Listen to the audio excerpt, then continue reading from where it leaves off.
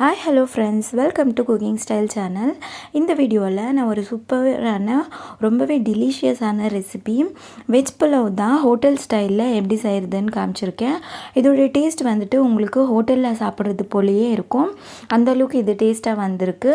So இதோட method வந்துட்டு ரொம்பவே ஈஸி தான் இது செய்யக்கூடிய மெத்தடு. ஸோ ஆனால் இதோடைய டேஸ்ட் மட்டும் ரொம்பவே நல்லா வரும். ஸோ கண்டிப்பாக நீங்களும் வீட்டில் ட்ரை பண்ணி பாருங்கள். இந்த சூப்பரான ரெசிபி உங்களுக்கு எப்படி வந்துச்சு, இதோட டேஸ்ட் எப்படி இருந்துச்சுன்னுட்டு என்னோடய கமெண்ட்டில் ஷேர் பண்ணுங்கள். ஸோ இதுக்கு தேவையான பொருட்கள் என்னன்ட்டு பார்க்கலாம். வாங்க வீடியோக்குள்ளே போகலாம். நான் வந்து ஒரு 1/2 kg ரைஸ் எடுத்திருக்கேன். நார்மல் வீட்டில் யூஸ் பண்ணுற ரைஸ் தான். 1 கப்பு கேரட் எடுத்திருக்கேன். 1 கப்பு பீன்ஸ் எடுத்திருக்கேன், இது போல் கட் பண்ணி வச்சுன்னு இருக்கேன். 1 கப்பு நூக்கோல் அதே சைஸில் கட் பண்ணியிருக்கேன். 2 உருளைக்கிழங்கு இந்த 1 கப்பு அளவு கட் பண்ணியிருக்கேன்.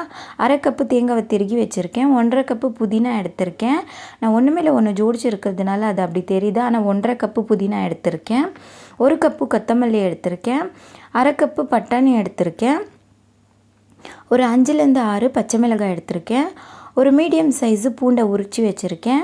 1 இன்ச்சு அளவுக்கு இஞ்சி இந்த மாதிரி கட் பண்ணி வச்சுருக்கேன். 1 டேபிள் ஸ்பூன் தனியா, 1/2 டேபிள் ஸ்பூன் சோம்பு, 4 ஏலக்காய், 6 லவங்கம், மராட்டி மொக்கு ஒரு 4, ஸ்டார் ஃப்ளவர் 2, பட்டை 1 இன்ச்சு, பலவ இலை 2 எடுத்திருக்கேன்.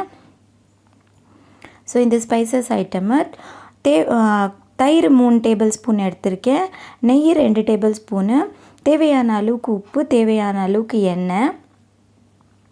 ஸோ இது கூடவே நம்ம வெங்காயம் வந்து ஒரு 2 மீடியம் சைஸ் வெங்காயம் இந்த மாதிரி கட் பண்ணி வச்சுருக்கேன். 2 மீடியம் சைஸு தக்காளியும் கட் பண்ணியிருக்கேன். 1/2 லெமன் எடுத்திருக்கேன். ஸோ இந்த இன்க்ரீடியன்ஸ் தான் நம்ம சூப்பரான பலவ் செய்கிறதுக்கு தேவைப்படுற இன்க்ரீடியன்ஸு. ஸோ இந்த இன்க்ரீடியன்ஸ் எல்லாம் நோட் பண்ணி வச்சுட்டதுக்கப்புறமா இதை எப்படி செய்கிறதுன்னுட்டு பார்க்கலாம். நான் வந்து முதல்ல நம்ம எடுத்துருக்கிற ரைஸை 2 தடவை நல்லா வாஷ் பண்ணி எடுத்துக்கிறேன்.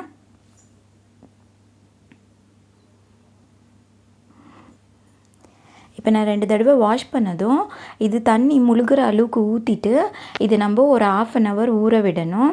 அதுக்குள்ளேயும் நம்ம இன்னொரு பக்கம் ஒரு கடாயை எடுத்து ஸ்டவ் ஆன் பண்ணிவிட்டு நம்ம எடுத்திருந்த புதினாவை 1 கப்பு அளவு புதினா மட்டும் எடுத்துக்கணும். 1/2 கப்பு புதினாவை செப்பரேட்டாக வச்சுக்கணும். இப்போ நான் எடுத்து வச்சிருந்த கொத்தமல்லியும் சேர்த்துட்டேன். அது கூடவே நம்ம எடுத்து வச்சிருந்த தனியா சேர்த்துடலாம். பூண்டையும் சேர்த்துட்டு இஞ்சி, அது கூடவே பச்சை மிளகாவை இந்த மாதிரி 1க்கு 2 கட் பண்ணி சேர்க்கணும். அப்புறம் நம்ம எடுத்துருந்த 1/2 டேபிள் ஸ்பூன் சோம்பில் 1 டேபிள் ஸ்பூன் மட்டும் நான் சேர்த்துக்கிறேன். 1/2 டேபிள் ஸ்பூன் எடுத்துக்கிறேன். அப்புறம் நம்ம எடுத்து வச்சுருந்த ஸ்டார் பூவில் 1 எடுத்துக்கினேன். பட்டை 1 மட்டும் எடுத்துக்கினேன். ஏலக்காய் 2 மட்டும் எடுத்துக்கணும். லவங்கம் 4 மட்டும் எடுத்துக்கணும். மீதியெல்லாம் நம்ம செப்ரேட்டாக ஃப்ரை பண்ணுறதுக்கு நம்ம எடுத்து வச்சுக்கணும். இப்போ நான் 1லேருந்து 2 டேபிள் ஸ்பூன் எண்ணெய் சேர்த்துட்டு இப்போ இதை நல்லா நம்ம வதக்கிக்கலாம். இந்த மாதிரி வறுத்து நம்ம மசாலா அரைக்கிறதுனால இதோடைய டேஸ்ட்டு ரொம்பவே நல்லா வரும். இது சூடு ஆறுனதும் நம்ம ஒரு மிக்சர் ஜாருக்கு மாற்றிக்கணும். இப்போ அது கூடவே நான் ஒரு 1/2 டம்ளர் தண்ணியை இதில் சேர்த்துக்கினேன் கொஞ்சமாக. அது கூடவே நம்ம எடுத்து வச்சிருந்த தேங்காவையும் சேர்த்துடலாம். இப்போ இதை நம்ம ஸ்மூத்தாக கிரைண்ட் பண்ணி எடுத்துக்கலாம். இதை பாருங்கள், இந்த அளவுக்கு நான் ஸ்மூத்தாக கிரைண்ட் பண்ணிட்டேன். இப்போ இன்னொரு பக்கம் ஸ்டவ் ஆன் பண்ணிக்கின்னு ஒரு குக்கர் எடுத்து அதில் நம்ம மீதம் வச்சுருந்த எண்ணெயை சேர்த்துடலாம். ஒரு 4 டேபிள் ஸ்பூன் அளவுக்கு எண்ணெய் சேர்த்துட்டு நம்ம எடுத்து வச்சுருந்த நெய்யில் 1 டேபிள் ஸ்பூன் நெய்யை மட்டும் யூஸ் பண்ணிக்கின்னு 1 டேபிள் ஸ்பூன் மீதம் எடுத்து வச்சுக்கலாம். இப்போ நம்ம எடுத்து வச்சுருந்த ஸ்பைசஸான பட்டை, லவங்கம், ஏலக்காய், ஸ்டார் பூ, அனானஸ் மொக்கு எல்லாத்தையும் நான் போட்டுட்டேன்.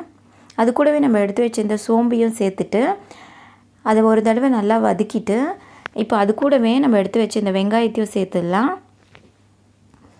வெங்காயத்தை இந்த மாதிரி மீடியம் ஃப்ளேமில் நல்லா எண்ணெயோடு வறுத்துக்கணும்.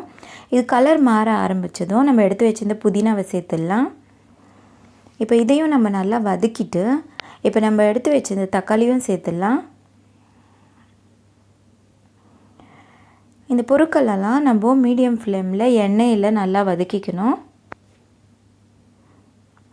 இந்த மாதிரி வதக்கிட்டதும் நம்ம எடுத்து வச்சுருந்த பட்டாணி சேர்த்துடலாம். அது கூடவே நம்ம எடுத்து வச்சுருந்த வெஜிடபிள்ஸ் ஒன்றா சேர்த்துடலாம். பீன்ஸு, கேரட்டு, உருளைக்கிழங்கு, அது கூடவே நூக்கோலையும் சேர்த்துட்டேன். இப்போ இது எல்லாத்தையும் நம்ம நல்லா மிக்ஸ் பண்ணி விட்டுட்டு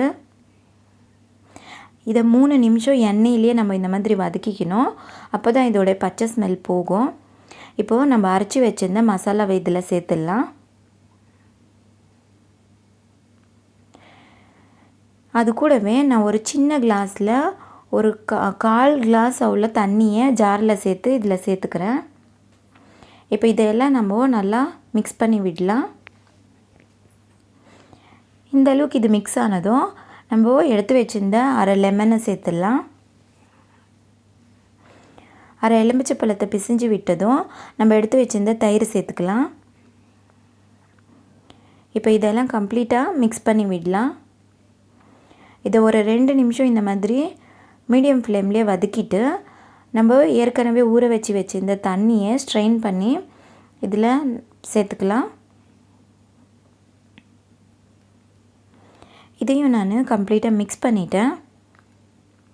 இப்போது நம்ம தண்ணி சேர்த்துக்க வேண்டியது தான். நான் இந்த கிளாஸ் அளவில் தான் அரிசி எடுத்திருந்தேன். நான் 2 கிளாஸ் அரிசிக்கு 3 கிளாஸ் தண்ணி மட்டும் சேர்த்துக்கிறேன். பொதுவாக 1 கிளாஸ் தண்ணிக்கு 4 கிளாஸ் தண்ணி சேர்க்கணும். நம்ம தயிர் சேர்த்துருக்குறோம், அது கூடவே எக்ஸ்ட்ரா தண்ணி சேர்த்துருந்தோம். அது இல்லாமல் நம்ம ரைஸை ஊற வச்சுருந்தோம். இது எல்லாத்துக்கும் சேர்த்து நம்ம 1 கிளாஸ் தண்ணியை ஸ்கிப் பண்ணிவிட்டு 3 கிளாஸ் தண்ணி மட்டும் சேர்த்துக்கலாம். இப்போ நான் தேவையான அளவுக்கு உப்பு சேர்த்துட்டேன். இதையும் நம்ம நல்லா மிக்ஸ் பண்ணிவிட்டு உப்பு காரம் இருக்குதான்னு பார்த்துடலாம். இப்போ உப்பு கம்மியாக இருக்கிறதுனால நான் ஒரு 1/2 டேபிள் ஸ்பூன் சேர்த்துக்கிறேன். இப்போ இதையும் நம்ம நல்லா மிக்ஸ் பண்ணி விட்டுட்டு ஃப்ளேம்லேயே இது ஒரு கொதி வர அளவுக்கு விடணும்.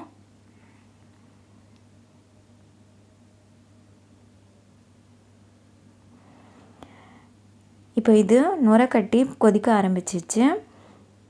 இந்த மாதிரி கொதிச்சதுக்கு அப்புறமா நம்ம சேர்க்கறதுனால மசாலாலாம் கம்ப்ளீட்டாக ரைஸோடு சேர்ந்துடும். அதனால் நம்ம இது மூடி போடுறதுக்கு முன்னாடி நம்ம எடுத்து வச்சுருந்த மீதம் இருந்த நெய்யமும் சேர்த்துட்டேன்.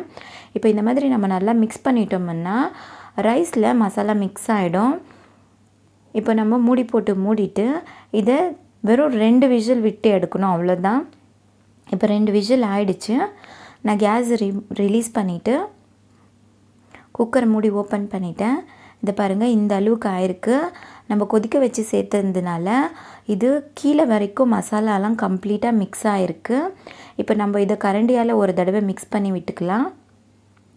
இது பாருங்கள், இந்த அளவுக்கு ரைஸு கொலையில் இல்லை வேகாதவும் இல்லை, பர்ஃபெக்டாக நம்மளுக்கு வெந்திருக்கு.